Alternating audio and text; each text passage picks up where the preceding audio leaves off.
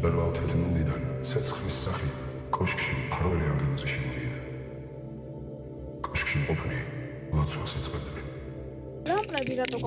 ანგელოზი კოშკში ცხოვრობდა. ბაბუა ჩემი ასე აკეთებდა და მეც ესე უნდა გავაკეთო. კოშკიდან სხვა გვარის ხო და მე რო ასე ვაკეთებ, შენც ესე უნდა გააკეთო. თეთრი ანგელოზი აღარ გამოჩენილა.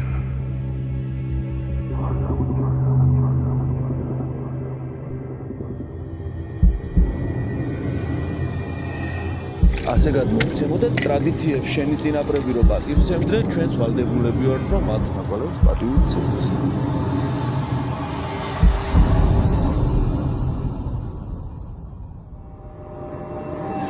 შენ რო შენ შვილს ასწავლი, მე რო ბაბუა გავხდები. აუ რა როგორ გამიხარდება.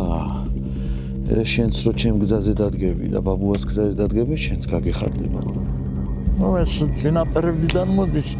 წელით არავის არ ახსოვს, რომელ საუკუნეში დაიწყო, რომელ წელში.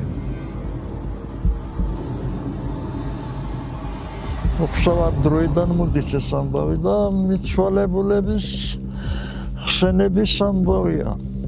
მე მაგალითად ჩემი სოფლის ახალგაზრდების ძალიან დიდი მადლობელი ვარ. დღესასწაულები ყოველთვის მეკითხებიან. როდის იქნება და შენ უნდა გყავდე ბევრ ხანსო თუ არა მე ვინ გვეტყვისო. ეს ბავშვები არიან ჩვენი მომავალი. მე მგონია ესენი უფრო უკეთესად გაგრძელებენ, არაფერს არ დაკარგავენ ჩვენი წინაპრებიდან მოყოლებულ ამბავს.